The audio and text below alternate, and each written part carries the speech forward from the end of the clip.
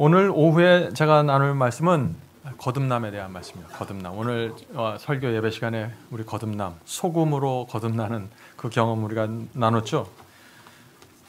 저는 지금까지 제가 살아오면서 가장 중요한 게 이것이라고 생각합니다.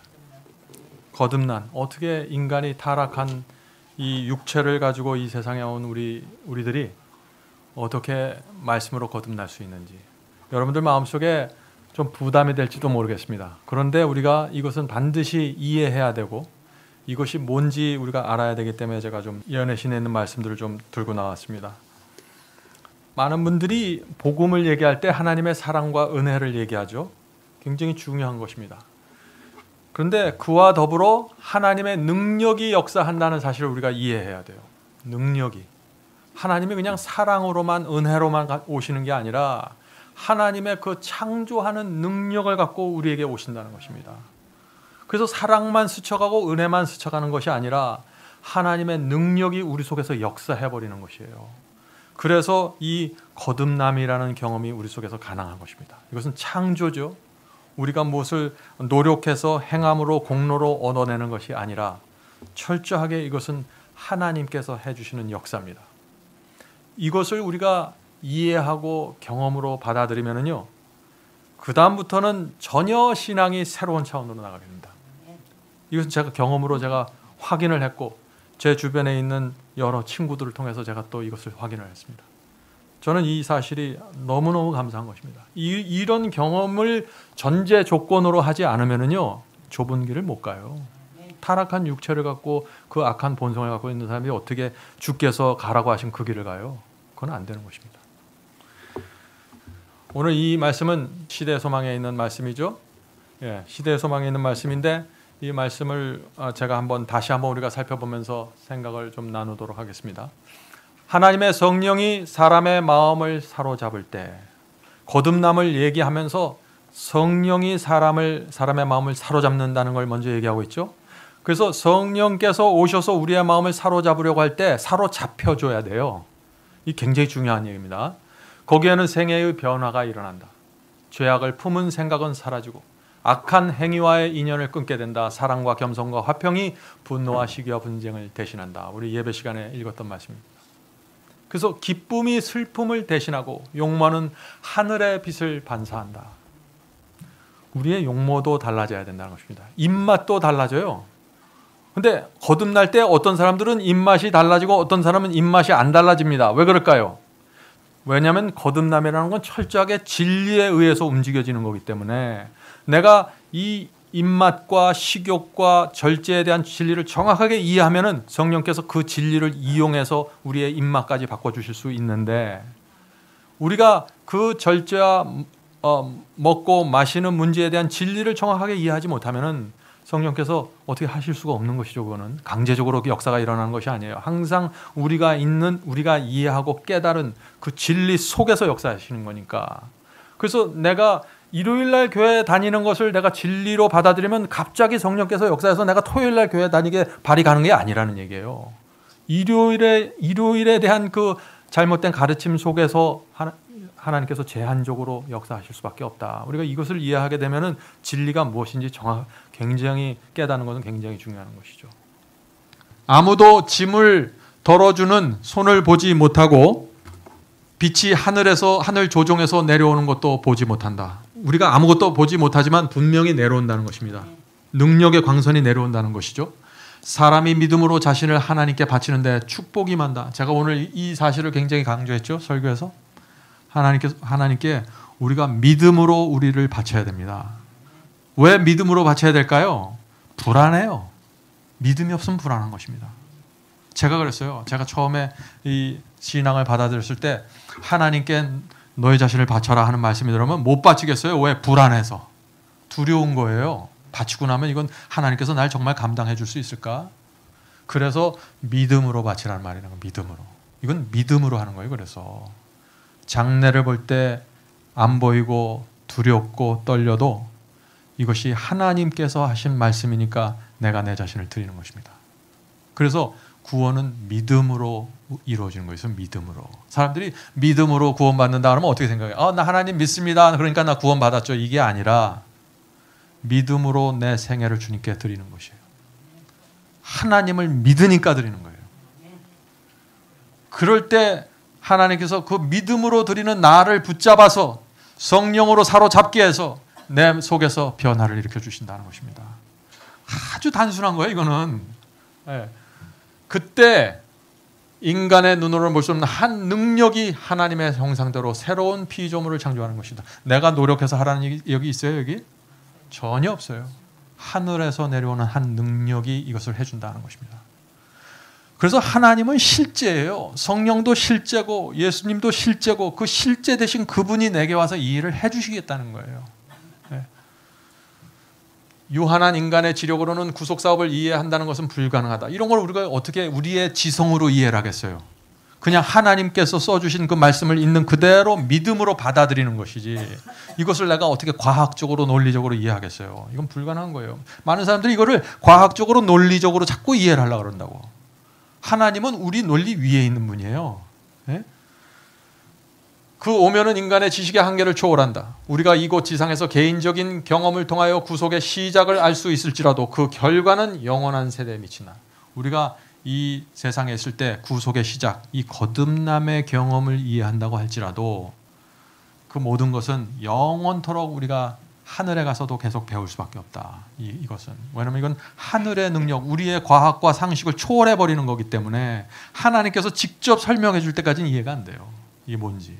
그러나 이 지상에서 우리가 반드시 해야 될 경험은 있다 하는 것입니다. 그것은 우리가 아니라 하나님께서 해주시는데 가만히 생각 없이 살아가는데 사람이 하나님께서 억지로 잡아가고 오는 게 아니라 성령께서 우리를 사로잡으려고 오실 때 사로잡힌 바 돼야 된다는 것입니다. 동의하시죠? 네. 그 다음에 실물교훈 97페이지요. 그 누룩이 두 종류예요. 오늘 우리가 예배 시간에 본 건 누룩은 죄라 그랬죠? 네. 그래서 바리새인을 얘기할 때 누룩이라고 얘기했는데 누룩은 또다시 성령의 역사를 또 누룩이라고 하는 것입니다. 그래서 누룩이라는 말을 나올 때는 성경 문맥을 잘 살펴봐야겠죠. 누룩이 왜 성령의 역사가 될까요? 우리가 빵을 만들 때 우리 여집사님들 잘 아시잖아요. 밀가루를 반죽해서 누룩을 하잖아요. 누룩을 넣어야지 빵이 밀가루가 부풀리고 빵이 맛있잖아요.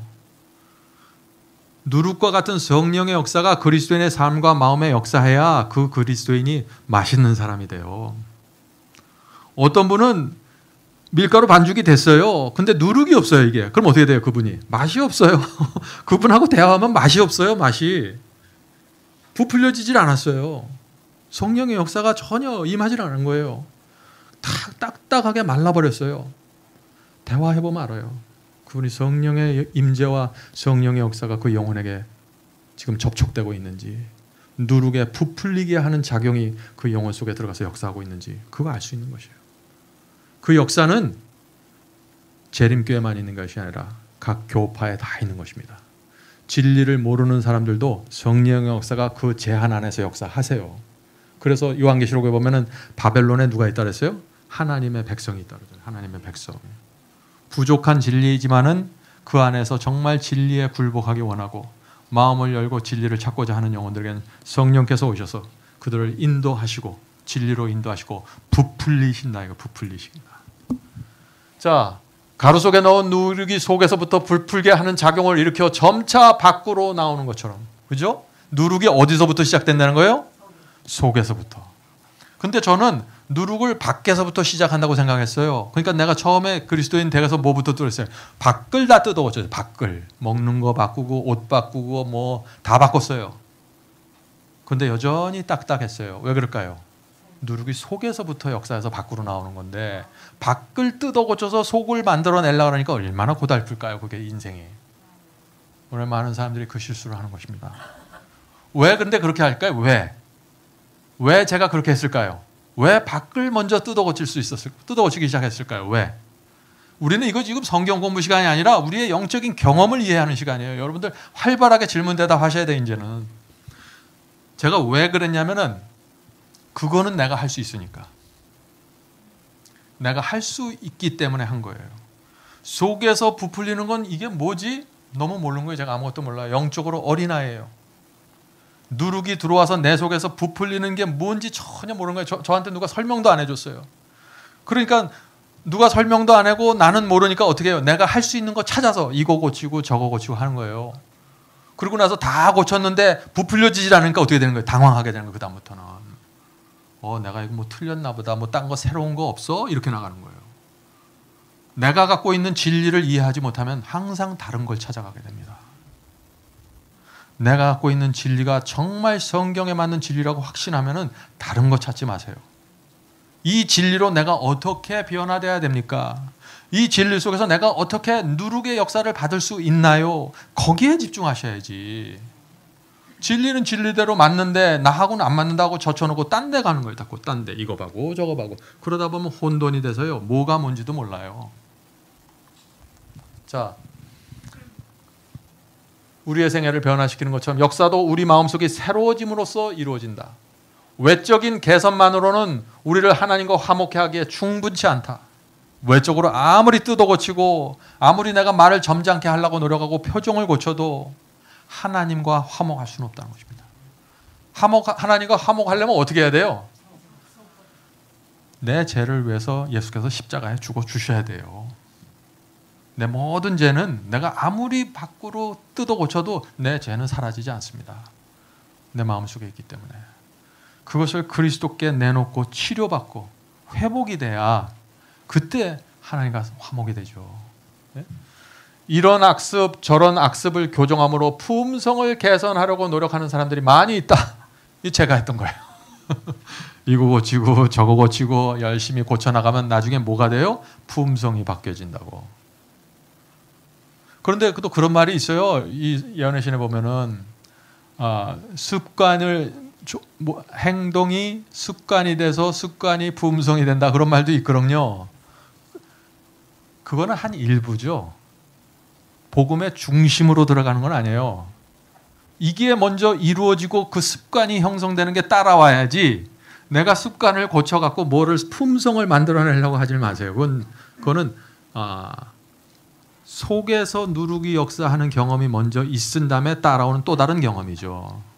이걸 통해서 속을 변화시키려고 그러면 안 된다 하는 것입니다. 제 얘기는. 이해하십니까? 예. 저는 제가 말을 쉽게 해서 그렇죠. 이거 이해하는데 정말 오래 걸렸어요. 이게 뭔지 모르겠어요. 처음에 읽는데 이게. 예? 그러나 이러한 방법으로 그리스도인이 되기를 바라는 사람들은 출발부터가 잘못된 것이다. 얼마나 많은 그리스도인들이 출발부터 잘못하는지 몰라요. 출발부터 잘못하면 무슨 문제가 생기는 줄 아세요? 저는 잘못해갖고 생기는 문제는 제가 훤히 알아요. 제가 다 잘못해왔기 때문에. 출발을 잘못하면 열심히 뜯어고쳤는데 외로워요. 마음이 허전하고 혼돈이 되는 거예요. 도대체 내가 맞는 길이야? 이게 지금 내가 가는 길이 맞는 거야? 하라는 대로 다 했는데 왜 이러지? 이렇게 되는 거예요. 이런 경험은요. 진실한 그리스도인이 하는 게 진실한. 말씀에 상관없이 내 마음대로 살겠다면 관심도 없어. 이런 거 보면 습관을 왜 고쳐? 내가 예수님 피로 구원받았는데 이러고 끝나는 거예요. 그냥. 자, 우리는 먼저 마음에서부터 시작해야 된다. 신앙을 고백하는 것과 마음속의 진리를 간직하고 있는 것은 전혀 다른 것이다. 예? 신앙을 고백하는 것과 마음속의 진리를 간직하고 있는 것은 전혀 다른 것이다. 내 입으로 신앙을 고백할 수 있어요. 말할 수 있어요. 그러나 진리가 내 속에 소유가 돼야 된다. 내 소유물이 돼야 돼요. 나랑 이 물과 기름이 떠돌듯이 그냥 하나의 이 말씀을 교리로만 받아들이면 안 된다는 거예요. 교리로. 진리로 받아들여야 된다. 진리로. 진리로 받아들인다는 게 뭐죠? 진리로. 어떤 것을 진리로 내가 받아들인다. 그것은 그 진리에 내 모든 것을 건다는 거예요. 교리에는 안 걸어요, 사람들이. 진리에는 걸어요. 그래서 교리가 내 속에 들어와서 진리의 확신을 주어야 돼요. 그래야지 그 다음 경험이 따라가게 된다. 진리를 아는 것만으로는 넉넉지 않다. 우리가 진리를 안다고 하면서도 우리의 생각의 방향을 바꾸지 않을 수 있다. 마음이 먼저 변화되고 성화되어야 한다. 그런데 이런 말씀들이 우리에게 고민을 줄 수 있지만 좌절을 주면 안 됩니다. 여러분들 이 말씀을 읽으면서 좌절이 되나요? 좌절이 되는 분들이 있는데 그건 뭐냐면 이 말씀의 의미를 정확하게 이해하지 못해서 그래요. 이걸 정확하게 이해하지 못하면 난 다 뜯어 고쳤는데 그러면 어떡하란 얘기야? 좌절을 해버리는 거예요. 말씀의 의미를 몰라서 그렇죠. 그거는. 이게 뭘 얘기하는지. 그래서 우리가 뭘 놓치고 있는지 잘 알아야 돼요. 뭘 놓치고 있는지. 하나님의 능력을 갖고 살아가는 사람들이 어떻게 얘기하고 어떻게 생각하고 어떻게 결정하는지 잘 보셔야 돼요. 그게 어떻게 이루어지는 건지. 그리스도를 바라봄으로 그대들은 변화하게 될 것이며 그대들이 이전에 품고 있었던 교만심, 허영심, 자존심, 스스로 의롭다 하는 정신 및 불신을 어떻게 해요? 증오하게 될 것이다. 저는 이런 말씀 읽었을 때 이게 뭐지? 그래서 이게 그리스도를 바라보는데 어떻게 변화돼 사람이? 네? 그리스도를 바라보는데 내가 어떻게 변화될까? 그리스도를 모르는 거예요. 그리스도께서 나를 위해서 무엇을 했는지, 네? 그리스도께서 나와 내 가족을 위해서 무엇을 했고 나를 어떻게 역사해 오셨고 우리 가정을 인도해 오셨는지 이 모든 것을 가만히 생각해 보면은 그게 그리스도를 바라보는 것이에요. 그리스도를 바라본다는 것은 그리스도의 생애를 묵상하는 것입니다. 그리스도의 십자가를 묵상한다는 것이에요. 그런데 제 문제는 뭐냐? 잘 몰랐어요, 그걸. 십자가에 대한 진리를 몰랐어요. 생애를 정확하게 몰랐어요. 그것을 모르는 상태에서 묵상을 하려니까 머릿속이 뻥 비는 거예요. 묵상할 게 없어요. 그래서 그리스도를 묵상하고 바라본다는 것은 먼저 그리스도의 생애에 대한 말씀을 정확하게 이해해야 되고 하나님께서 왜 이 세상에 내려왔는지 주님께서 십자가에서 나를 위해서 무엇을 주었는지 하나님께서 왜 문둥병자를 고치셨는지 왜 우리를 그렇게 불쌍하게 보시는지 이것들을 성경을 통해서 예언의 시를 통해서 깊이 알아야 된다는 얘기입니다. 그걸 아는 사람은 묵상할 수 있는 거예요. 다음부터 묵상을 하면 그게 쫙 떠오르니까 묵상할 때마다 주 앞에 나가서 굴복하게 되는 거예요. 그대들이 이전에 품고 있던 교만심, 허영심, 자존심, 스스로 의롭다는 정신들을 불신을 어떻게 해요? 증오하게 된다. 처음에 이것을 제가 버리려고 노력을 했어요. 버리는 게 아니에요. 증오하는 거지. 이 단어가 중요합니다. 단어. 내 속에서 이런 것들을 혐오스럽게 봐야 돼요. 내가 갖고 있는 이 교만, 내가 갖고 있는 이 유치함 이런 것들이 너무 창피하고 혐오스럽게 느껴져야 돼요. 그래야 떨어져 나가는 것입니다. 죄가 떨어져 나가는 경험. 따라서 그대들은 이러한 죄들을 무가치한 명예처럼 버리게 될 것이며 네? 무가치한 명예예요. 왜 무가치한 명예라고 표현했어요? 여기에. 많은 사람들이 허영심, 자존심, 스스로 의롭다는 정신을 명예처럼 붙잡고 있어요. 이건 쓰레기인데 이 거듭남의 경험 그리스도를 바라보지 않으면 이게 마치 나에게 큰 자존심이 되고 명예가 되고 나에게 가치 있는 어떤 훈장이 되는 거예요. 쓰레기입니다. 그거는. 무가치하게 버려야 돼요. 무가치하게. 하나님 앞에서 겸비하여 온유하며 진실하게 행할 것이며 하나님을 알고 그리스도를 알면 이게 자연이 되는 거예요. 자연이. 하나님이 어떤 분이신지를 알면은 자연히 그분 앞에 내가 온유할 수밖에 없는 것이죠. 그대들은 사랑, 인내, 온유, 양선, 자비 이게 성령의 열매죠. 하나님의 자녀에게 있어서 할 모든 은혜로운 일들을 행할 것이고 마침에 성화되고 거룩한 백성들과 함께 자리를 같이 하게 될 것이다. 거룩한 백성들과 함께 자리를 같이 하게 됐다. 하늘 백성, 천사들과 함께 자리를 같이 한다. 이것들이 근데 사람들이 어떻게 사랑, 인내, 온유 이런 거 언제 다 갖춰 내가 뭘 어떻게 해야 돼? 이게 그게 아니라 그리스도를 바라봄으로 이게 따라온다는 거예요. 이 밑에 게. 그래서 그리스도를 바라보는 이것을 매일 하셔야 돼요. 매일 하시는데 깊이 있게 하나님의 말씀을 살피고 그리스도의 사랑이 뭔지 능력이 뭔지 은혜가 뭔지 그것을 깊이 알고 나면은 자연스럽게 깊이 묵상하게 되고 그러면 자연스럽게 이 열매들이 쭉 따라오게 된다. 고구마 넝쿨처럼 쭉 따라오는 것입니다. 제가 이걸 몰랐어요. 이걸 몰라갖고 참 오랫동안 헤맸습니다.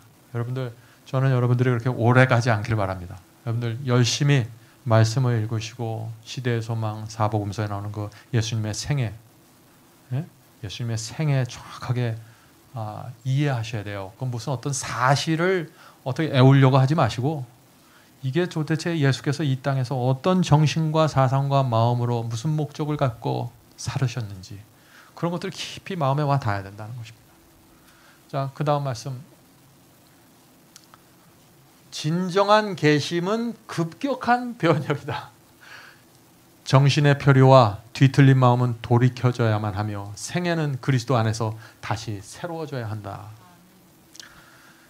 진정한 계심은 급격한 변혁이에요. 왜요? 하나님의 사랑을 알면은요 1년에 하나씩 뜯어고쳐 가지고 되지가 않더라고요. 제가 보니까 하나님의 사랑과 하나님의 은혜를 깨달으면은요 내가 10가지 죄가 있는데 주님 이제 10개년 계획 세우겠습니다. 금년은 이 죄 버리고 다음에는 그 죄 버리고 이렇게 안 해요. 하나님께서 내게 가르쳐 주시는 그 문제 주 앞에 내려놓고 주여 이 문제 고쳐주십시오. 제가 이 문제 주 앞에 드리기 원합니다. 길을 보여주시옵소서. 그래서 급격한 뭐가 와요? 변혁이 생긴다는 거예요. 변혁이. 착각하지 마세요. 급격한 변혁은 어디서부터 시작해요? 진정한 계심에서 시작된다는 거예요. 제가 했던 실수 이런 문장 보면 어디에 초점을 맞춰요? 여기다 초점을 맞춰요.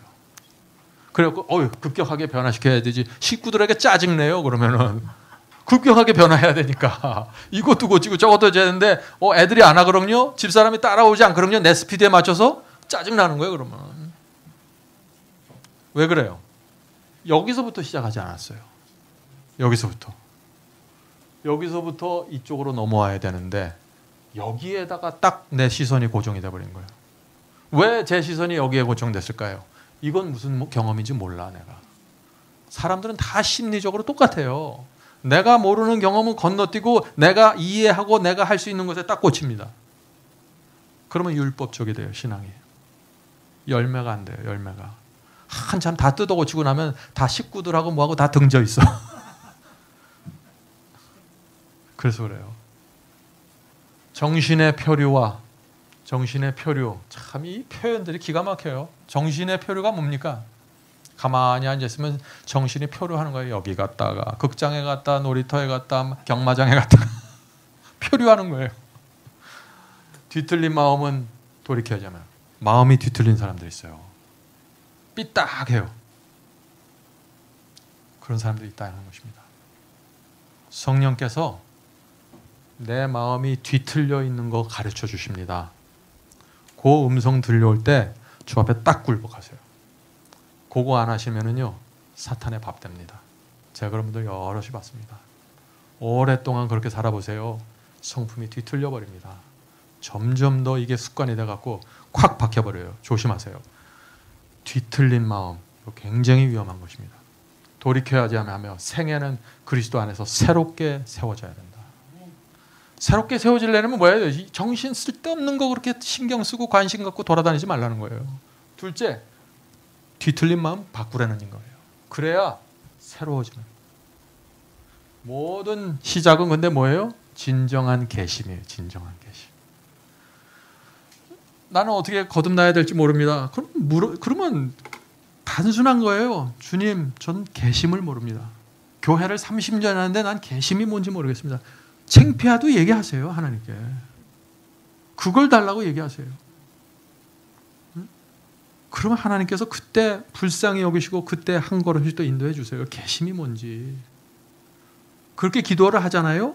그러면은 성경을 볼 때 그런 말씀이 딱딱 들어와요. 이 계심과 연결되어 있는 말씀이 내 눈에 딱딱 들어옵니다. 그럼 그 말씀을 쫓아가면서 이 경험이 뭔지 이해하게 되고 말씀을 깨달으면 이 경험을 달라고 하나님께 매달리게 되는 것이에요. 결정적으로 매달리세요. 결정적으로. 이게 취미생활하는 게 아니기 때문에 결정적으로 매달리셔야 돼요. 네. 자, 그 다음 문제요.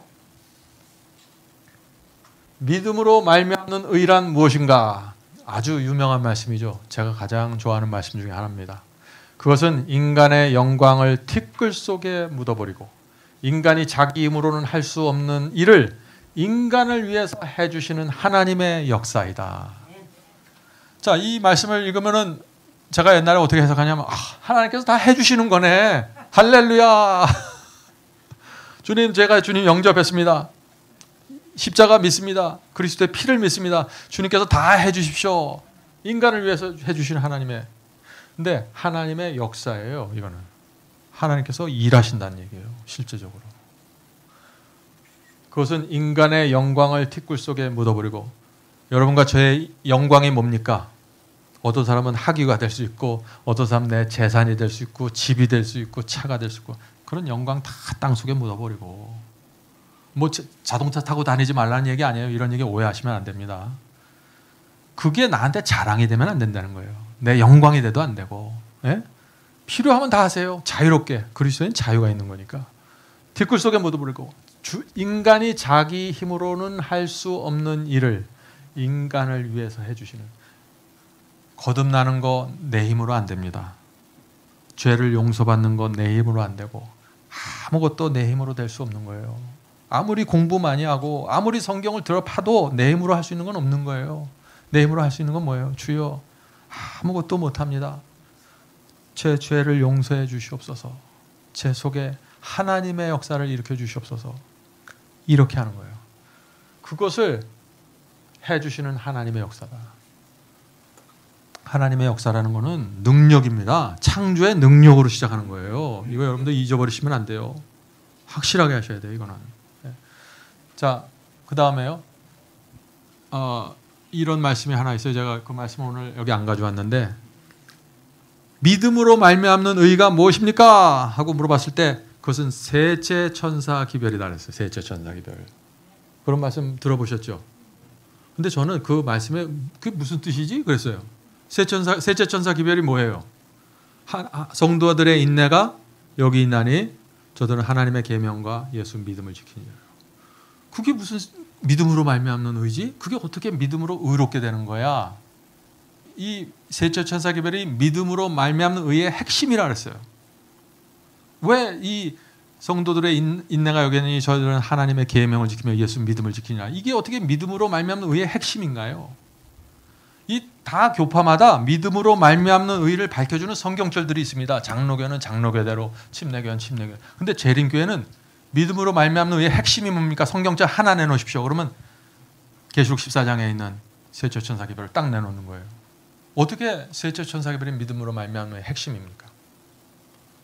성도들의 인내가 여기 있나니 믿음으로 의롭게 되는데 하나님의 계명을 지키고 예수 믿음을 지키는 이 두 말씀이 내 속에서 역사에서 의를 만들어낸다 하는데, 어느 수준까지? 계명을 지키는 수준까지, 예수를 정말 믿는 그 믿음의 수준까지 나를 끌어올리고 변화시켜준다는 것이에요. 그래서 성도들은 계명을 지키는 경험과 예수 믿음을 갖는 이 두 경험을 하게 된다는 것입니다. 그래서 다른 교회에서는 계명을 지키는 경험을 해야 된다 그런 얘기 안 하잖아요. 재림교회는 계명을 지키는 경험으로 가야 됩니다. 그것이 믿음으로 말미암습니다. 이렇게 얘기하는 것입니다. 어떻게 해요? 그리스도를 바라봄으로써. 그리스도를 바라보면은 계명을 지키는 경험 속으로 들어가게 된다는 것이죠. 그래서 오늘 우리가 그런 거를 배우는 것이에요. 이게 Christ Object Lesson이죠. 실물 교훈입니다. 우리가 우리 자신을 그리스도께 복종시킬 때 그 마음은 그분의 마음과 하나가 되고, 그 뜻은 그분의 뜻에 몰입되며, 그 정신은 그분의 사상에 사로잡히게 되어서 우리는 그분의 생애를 살게 될 것이다. 바로 이것이 그분의 의의 옷을 입는다는 의미이다. 좋으세요? 이런 말씀 읽으면? 전 두렵던데. 와, 이런 경험 어떻게 하지? 전 처음에 읽을 때 이렇게 생각했어요. 이게 무슨 경험이야 도대체? 내가 내 자신을 복종시킬 때 제가 이해가 안 된 게, 왜 이해가 안 됐냐면, 저는 그리스도 말씀에 복종했거든요. 뭐 하지를 말라면 안 하고, 네? 뭐 하라 그러면 하고 다 했어요. 다 했는데 내 마음이 그분의 마음과 하나가 되고 그렇게 안 됐어요. 그 뜻이 그분의 뜻에 몰입되며 그 정신은 그분의 사상에 사로잡히게 되어서 이런 경험이 이해가 안 된 거예요. 열심히 내가 순종을 하고 있는데. 우리가 우리 자신을 복종시킨다는 것은, 이게 복종이라는 말은요, 감동에서 엎드려지는 거예요. 하나님을 볼 때 하나님은 이런 분이시구나. 그래서 내가 내 자신을 다 드리는 거예요. 우리가 옛날이라 말하면 처음에 결혼할 때 상대방을 사랑해서 결혼하잖아요. 내 자신을 드리잖아요. 상대방에게 복종하잖아요. 그보다 훨씬 더 큰 사랑과 훨씬 더 큰 능력으로 내가 내 자신을 우주의 왕 앞에 복종시키는 것이에요. 우주의 왕이 나를 위해서 죽었으니까, 날 데리고 하늘에 가시기 위해서 모든 것을 쏟아부으셨으니까 내가 그분의 역사와 그분의 하신 일을 보면은 그냥 그 앞에서 굴복하게 되는 것이죠. 그런 굴복을 얘기하는 거예요. 이게 굴복이. 그렇게 굴복할 때 그 마음은, 우리의 마음은 그리스도의 마음과 하나가 되고 그분의 사랑을 느끼고 그분의 희생을 알게 되면 하나가 되죠. 우리 자녀들이요, 우리의 사랑과 우리의 희생을 알게 되면 뭐라 그래요? 그 다음부터는 뭐 하라 하지 마라가 필요 없는 거예요. 그냥 어머니 아버지로 해서 하는 거예요. 어머니가 기뻐하는 것만 생각하는 거예요. 계명을 생각하는 거 아니에요. 그 다음부터는 어머니 아버지가 기뻐하는 게 뭡니까? 내가 해드려야지. 용돈도 드려야지. 그 용돈 주는 건 계명이 아니거든요. 그래서 하나가 돼버리는 거예요. 그냥 마음이 자연스럽게 그분의 뜻에 몰입되고, 내 뜻은 그분의 뜻에 몰입되는 거예요. 주님의 뜻이 뭡니까? 주께서 말씀만 하시면 제가 가겠습니다. 몰입이 되는 거죠. 그분의 사상에 사로잡혀 우리 아버지의 사상이 무엇인가, 그 사상이 알고 싶어지는 거예요. 사로잡히게 되어서 우리는 그분의 생애를 살게 된다. 그래서 이 마음이 하나가 되고 뜻에 몰입되고 그분의 사상에 사로잡히게 되면 우리가 그분의 생애를 살게 된다는 것이에요. 그런데 이 질에 있어서는 같지만은 양에 있어서는 다를 수가 있다 하는 것을 제가 사이드로 말씀드립니다. 그리스도께서 이 세상에 있을 때 받았던 그 성령의 엄청난 감동과 감화력, 우리가 성령의 역사를 받지만 우리가 예수께서 받으신 그 양 그 자체 그것까지 다 따라가지 못할 때도 있어요. 예수께서는 새벽에 일어나서 기도하셨다 그랬어요. 그날 하루를 위해서. 그런 집중력을 갖고 우리가 살질 못하잖아요. 왜 그렇겠어요? 예수님은 이제 3년 반 남으신 거예요. 이제 침례 받으시고 3년 반이면 십자가 돌아가시는 거예요. 이제 우리 집사님 3년 반 후에 이제 끝난다 그러면 어떻게 하시겠어요? 집중하는 거예요. 그 다음부터는. 근데 제 마음속에도 집중력이 생겼습니다. 제 인생을 딱 제가 시간을 정해놨어요. 제 인생의 시간을 제 마음속으로. 저는 여기까지만 살겠습니다. 그 다음에 주는 삶은 하나님께서 더 물어주시는 겁니다. 그래서 제 마음속엔 딱 제한이 됐어요. 이 기간 안에 난 모든 것을 쏟아부어야 된다. 엄청난 집중력이 생겨요. 예수께서 그런 집중력을 갖고 사신 것입니다. 바로 이것이 그분의 의의 옷을 입는다는 겁니다. 그래서 오늘 많은 그리스도인들이요, 이런 말들을 피해 다닙니다. 그리스도의 의를 설명하는데 다르게 설명하는 말씀을 자꾸 찾아다녀요. 저도 그렇게 하기를 원해요, 어떤 때는. 그런데 그렇게 피하면은 핵심을 놓쳐버리더라고요. 핵심을. 정말 해야 될 일을 때가 그냥 넘어가 버리는 거예요. 그렇게 하지 마십시오. 성경에 있는 말씀 그대로 안 되면은 되게 해달라고 기도를 해야죠. 이게 뭔지 깨닫게 해달라고 매달려야죠. 그래서 이 말씀은 여러분이 생애 속에 계속 명상해야 될 주제입니다. 이렇게 되려면은 뭐가 전제 조건으로 따라가야 돼요? 예수께서 가지셨던 진리의 이해, 이것을 정확하게 가지셔야 돼요. 성경이 말하고 있는 진리에 대한 이해, 이게 기본적으로 깔려져야 돼요. 그 다음에 그리스도의 사랑과 은혜에 내가 들어가는 것입니다. 그러면은 이 경험 속으로 쭉 들어가는 것입니다. 점점 더 깊이. 그래서 이게 의의 옷을 입는다는 것이다. 그래서 내가 알고 있는 선 안에서 여러분들이 시작되는 거예요. 이 의의 옷은. 그래서 뭐 안식일 지키는 사람만 의의 옷 입고 구원받나요? 옛날에 마틴 루터는 안식일 안 지켰는데 그분은 그분이 이해하고 있는 진리 안에서 이렇게 살았던 거예요. 자기 모든 것을 드리고. 그런 사람들이 바벨론에 있는 하나님의 백성이란 말이에요. 지금도. 이런 사람들은 비록 뭐가 달라졌지만 제 마음과 사상과 이게 모두 주 앞에 드린 사람들이기 때문에 빛이 나오면은 그 빛을 자꾸 따라 나온다는 거 쭉. 의의 옷을 입는 경험이다. 이게. 자, 그 다음 문장 보겠습니다. 개혁이 따르지 않는 회개는 참된 회개가 아니다. 유명한 말씀이죠. 개혁이 따르지 않는 회개는 참된 회개가 아니다. 그러니까 이 말씀을, 성경 말씀을 이런 영적인 말씀을 읽을 때 기도하면서 읽으셔야 돼요. 기도하면서 읽지 않으면 어떻게 해석하게 되는 줄 아세요? 이거? 개혁이 따르지 않는 회개는 참된 회개가 아니다. 그러니까 어떻게 돼요? 기도하지 않고 이 말씀을 빨리 개혁해야지. 식구들 모아놓고 자 이번 주부터 이거 개혁해야 돼. 아침에 몇 시에 모여서 예배드리고 저녁 기도 몇 시에 하고 뭐하고 다 개혁하는 거예요. 어디에요? 이 문장을 주신 이유가 어디에 있어요? 참된 회개를 하라는 거예요. 참된 회개. 그래야 개혁이 따라온다는 얘기 아니에요. 문장을 잘 읽으셔야죠. 그래서 참된 회개가 뭔지 여러분의 생애를 놓고 계속해서 기도하시고, 이건 단순한 거예요.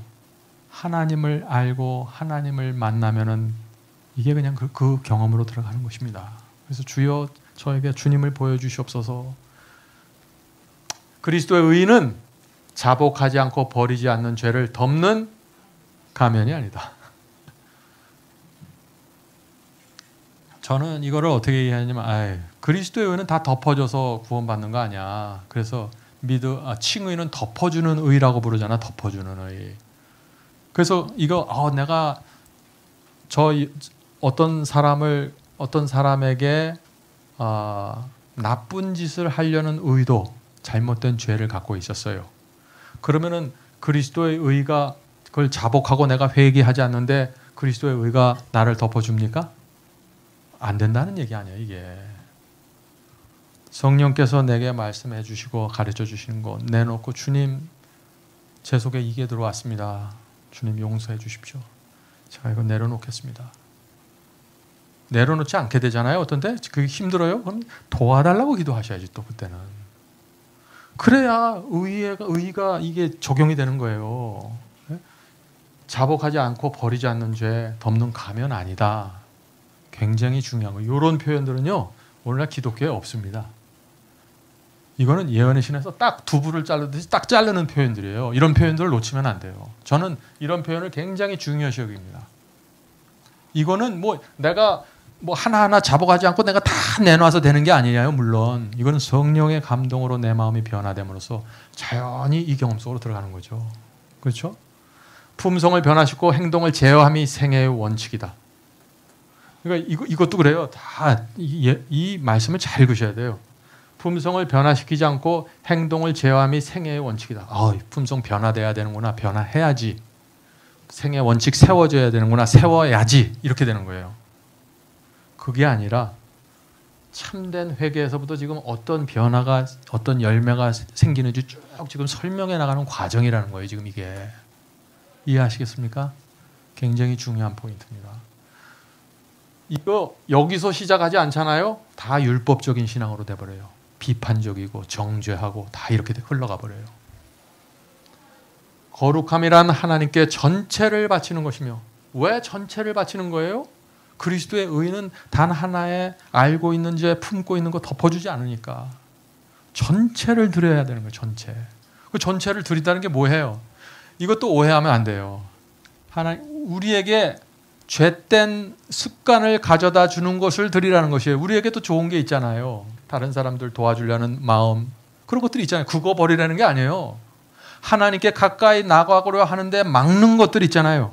이런 것들을 버리는 거를 이 글에서는 전체를 드리는 거라고 표현하고 있는 거예요.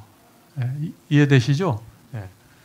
전체를 드리는 거. 이 전체를 드린다는 말을 어떤 분은 잘못 이해하고 집도 팔고 못 팔고 다 드려야 됩니까? 그럼 나는 어떻게 삽니까? 막 이렇게 나가버리니까 이게 답답해지는 거죠. 이 의미가 그런 얘기가 아니라는 얘기예요.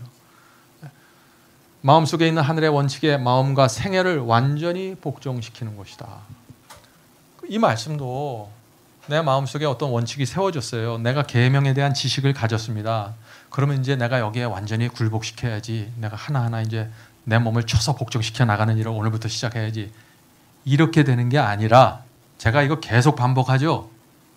많은 분들이 그렇게 하니까.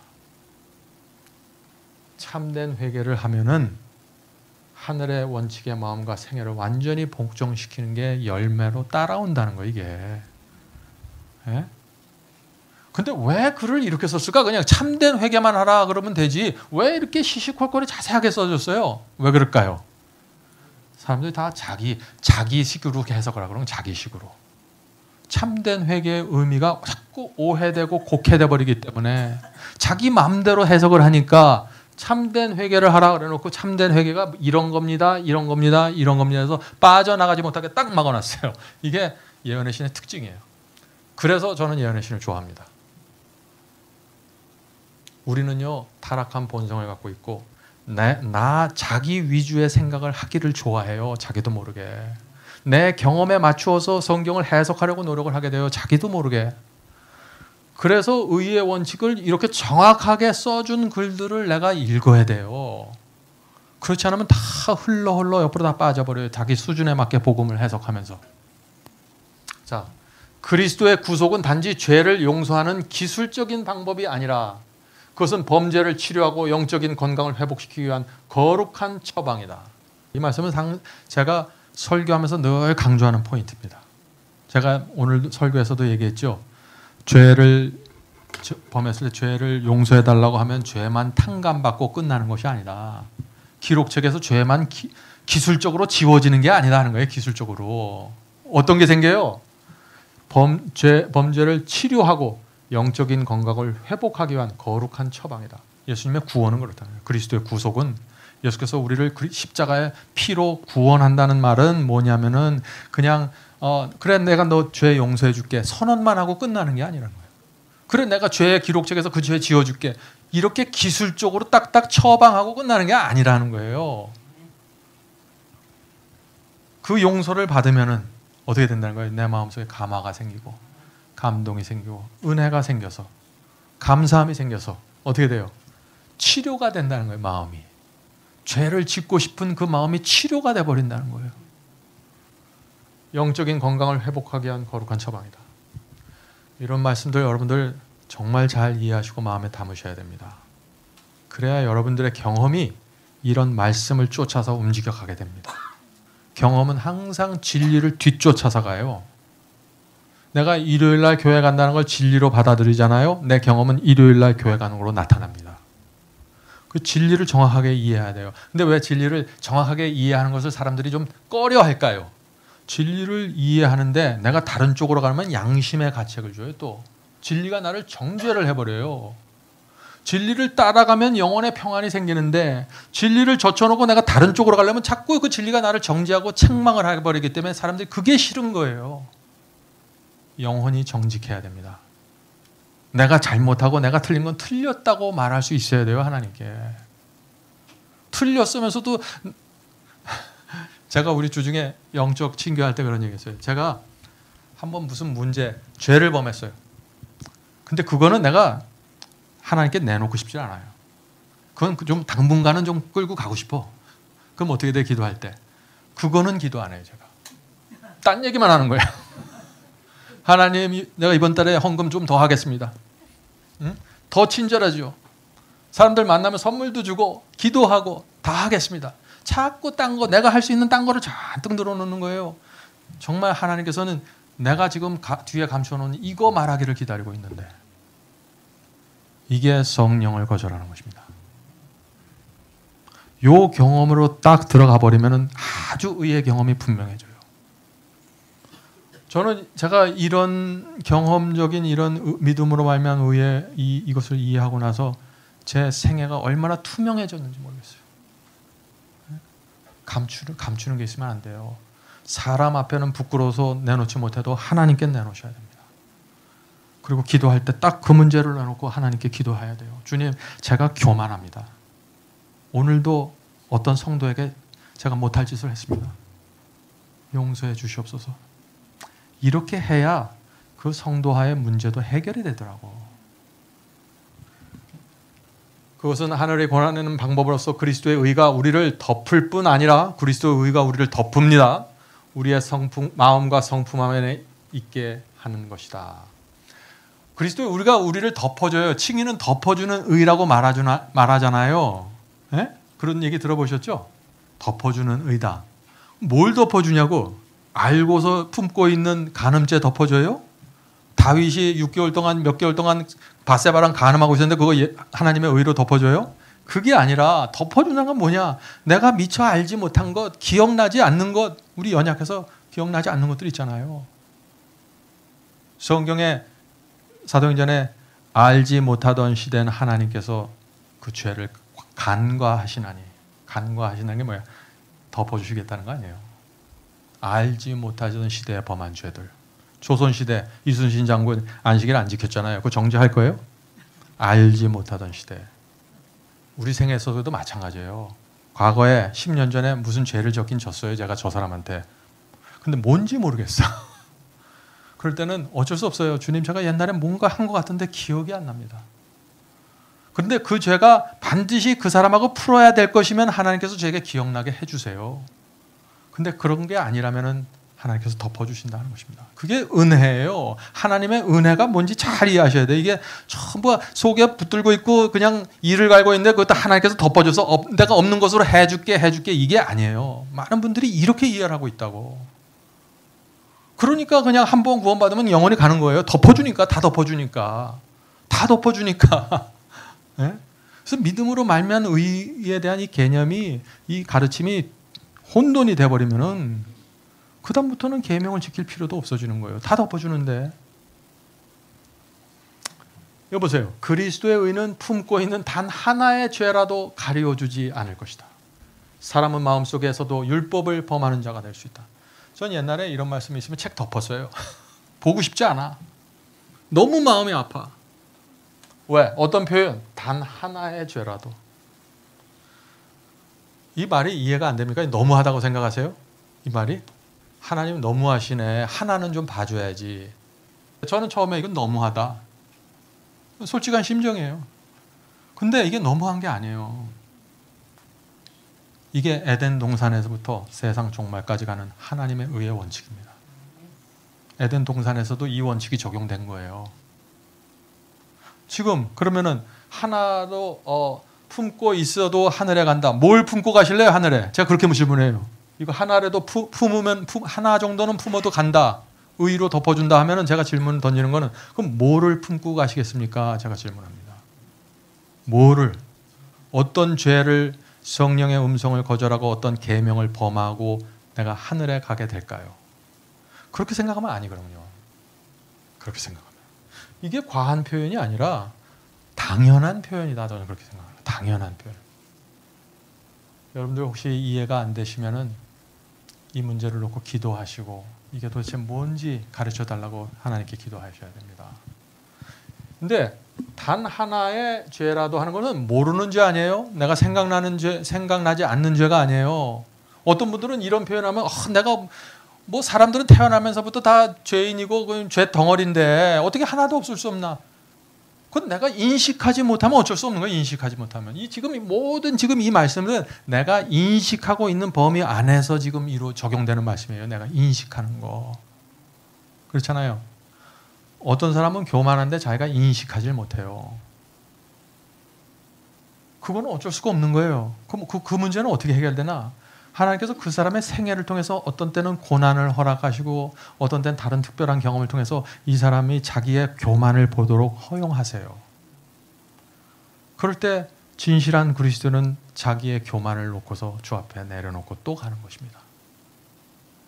내가 알고 있는 범위 안에서 성령께서 내게 정확하게 지적해 주는 그 범위 안에서 의의 경험이 이루어지는 것이지 내 속에 있는 나도 알지 못하고 아무도 알지 못하고 무슨 막연한 뜬구름 잡는 이런 게 아니다 하는 것이에요. 이게.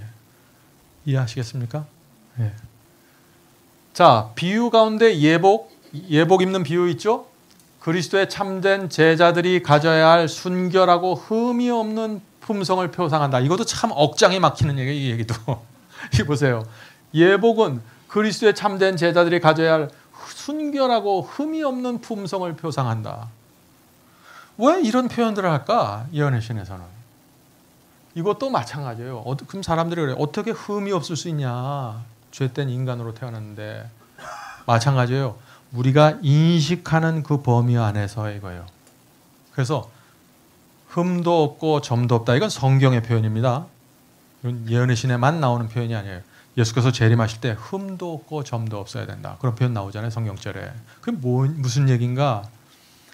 과거에 내가 지은 죄에 대해서 내가 기억나는 것들 하나님께서 성령을 통해서 내가 인식시키고 가르쳐주는 것을 주 앞에 내려놓고 고백해서 해결해야 된다는 것이죠.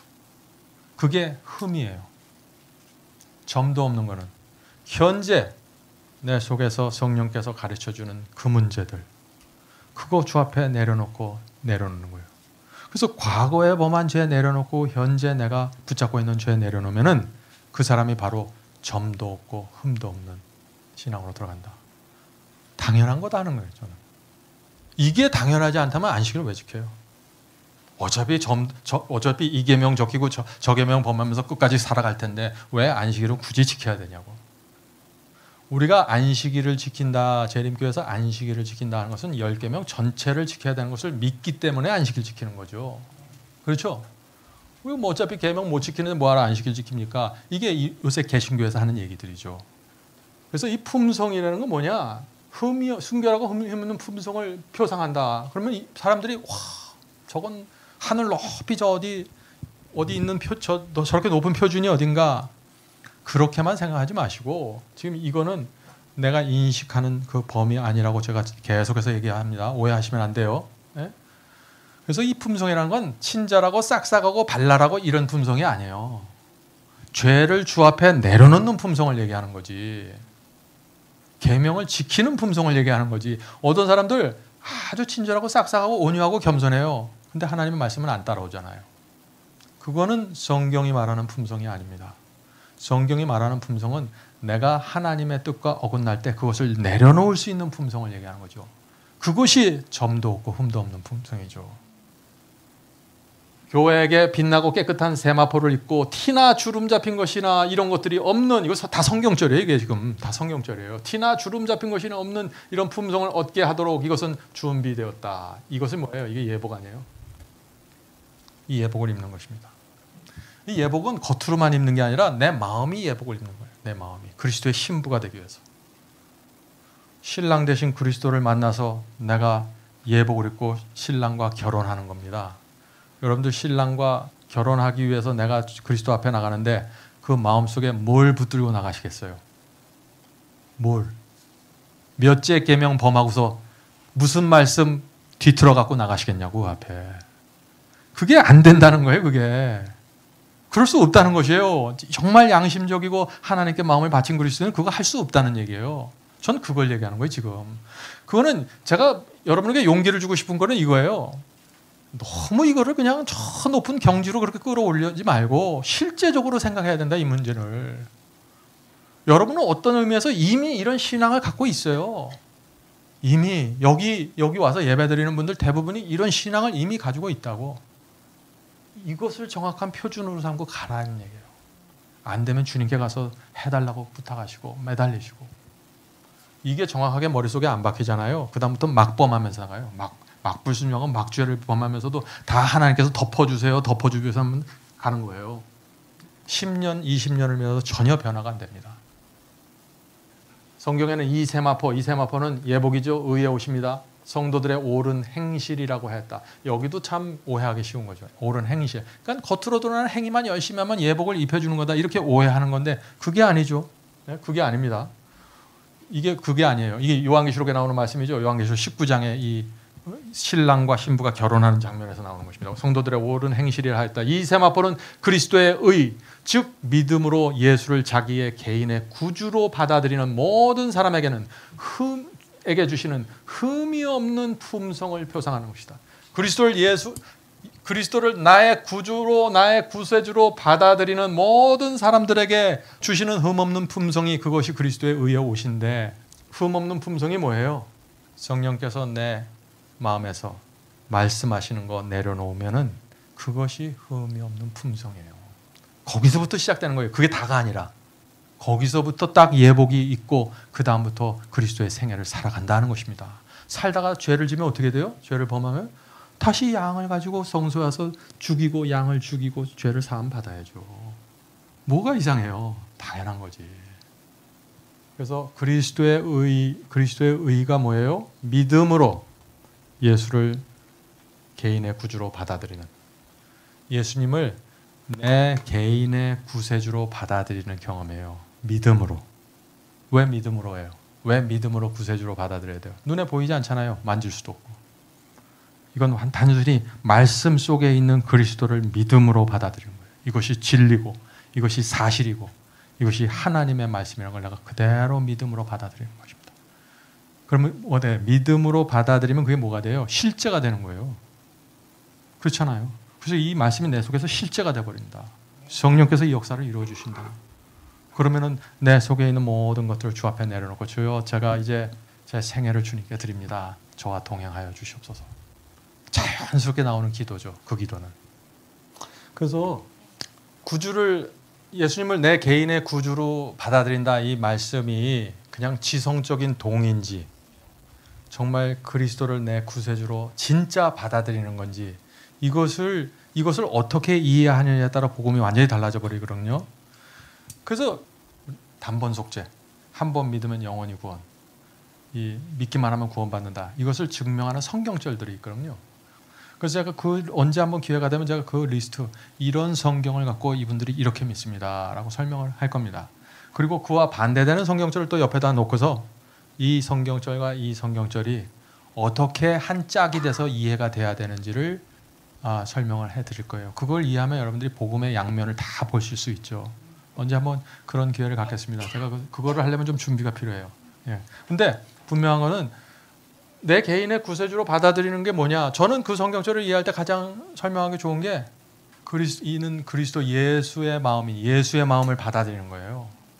구세주를 내가 영접한다는 것은 구세주가 그냥 상상적으로 들어오는 게 아니라 성령의 역사를 통해서 예수의 마음을 내가 품는 역사가 이루어진다. 이것은 성령의 역사를 끼고 설명을 해야지 이 성령의 역사 하늘에서 이 개입하셔서 이루는 역사를 제껴놓고 그냥 우리가 지성적으로 상상적으로 설명하면 답이 없는 거예요. 이게 처음부터 다 성령의 역사를 기본으로 해서 이루어지는 모든 경험들이기 때문에 그래서 그런 것은 굉장히 중요한 것입니다. 자, 그 다음에 믿음으로 말미암는 의는 믿음으로 말미암는 순종이다.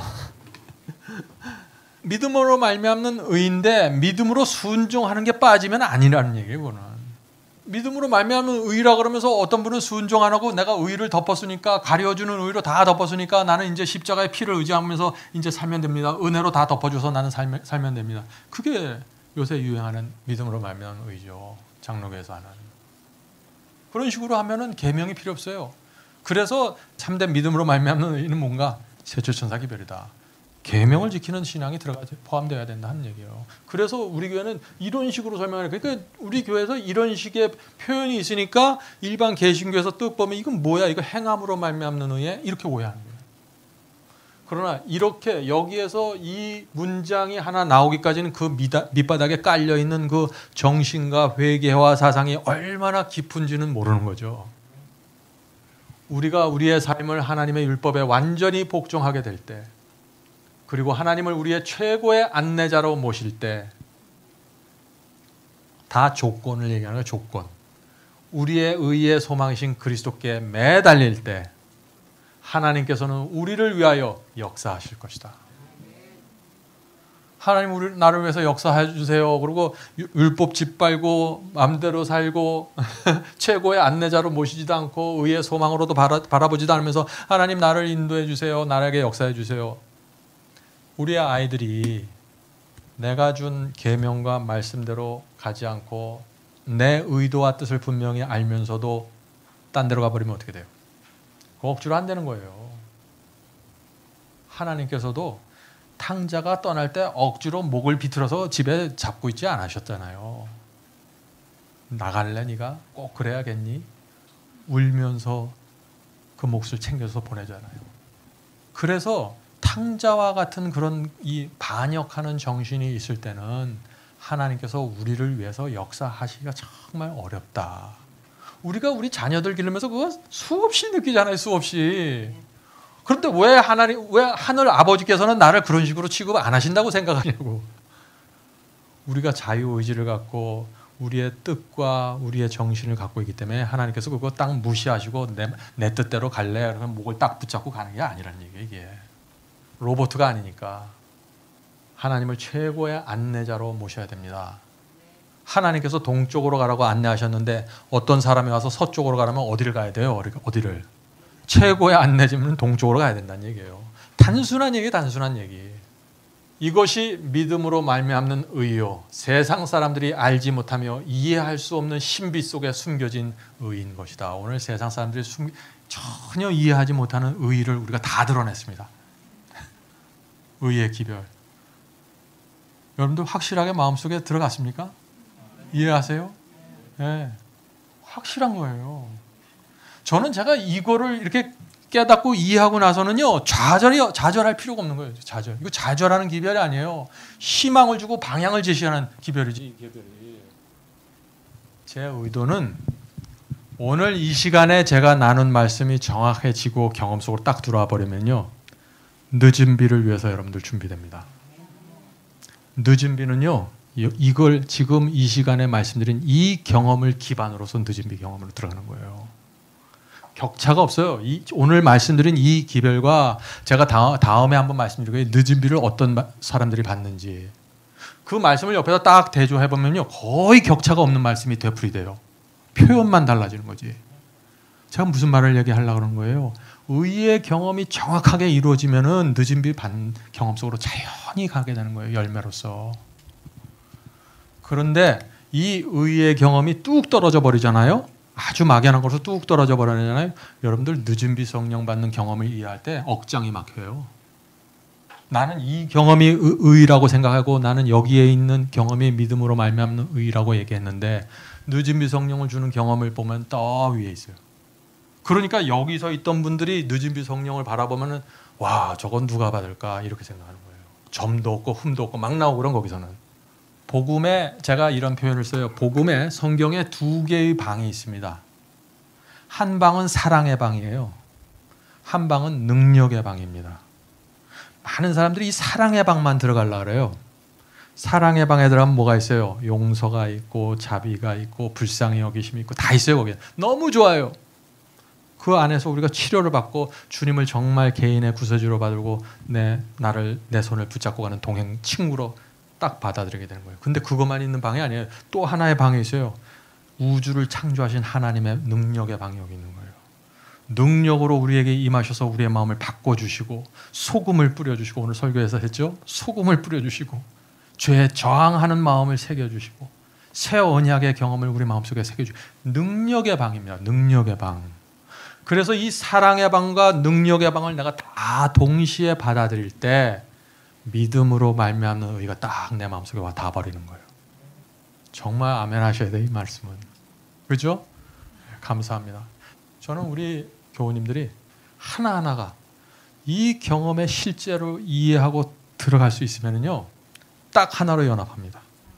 연합은요, 뭐 떡 나눠주고 빵 나눠줘서 되는 게 아니에요. 이게 믿음으로 말미암는 의의 경험을 딱 들어가 버리면은 그냥 형제가 돼버리는 거예요. 미국에 맞는 미국 사람도 만나면 바로 형제가 돼버리는 거예요. 이 경험 얘기하면은. 네? 그래서 늦은 비를 받는 사람들이 하나로 연합하는 거예요. 한 연합된 우리에게 늦은 비 성령이 임한다 그러잖아요. 그러니까 우리가 뭐 연합합시다, 자주 모이고 밥 먹읍시다, 그 얘기가 아니에요. 믿음으로 말미암는 의의 경험으로 딱 같은 경험으로 들어가 버렸기 때문에 미국에 있든 한국에 있든 소련에 있든 딱 한 형제가 되고 연합이 돼버리는 거예요. 그 사람들에게 늦은 비 성령 내리는 것입니다. 늦은 비가 옵니다. 여러분들 그거 너무 멀리 오지 않는 어떤 무슨 비라고 생각하시면 안 돼요. 제가 재림신앙 얘기했죠. 재림신앙이 뭐예요? 우리가 살아있는 동안 무조건 반드시 그리스도께서 재림하신다. 이걸 믿고 살아가는 것입니다. 안 오시면 안 오시는 대로 내가 그 상태로 믿다가 무덤 속에 들어가는 거예요. 그럼 그 다음 세대가 올라와서 릴레이로 그거를 받고 재림신앙을 갖고 또 살아가는 것입니다. 이런 신앙을 가지면요, 행복합니다. 만족하고 내 경제적인 문제, 교우 문제 모든 것을 초월해서 주님을 바라보고 쫓아갈 수 있어요. 여러분들 그 사실을 믿으십니까? 네. 정말 그런 일들이 일어납니다.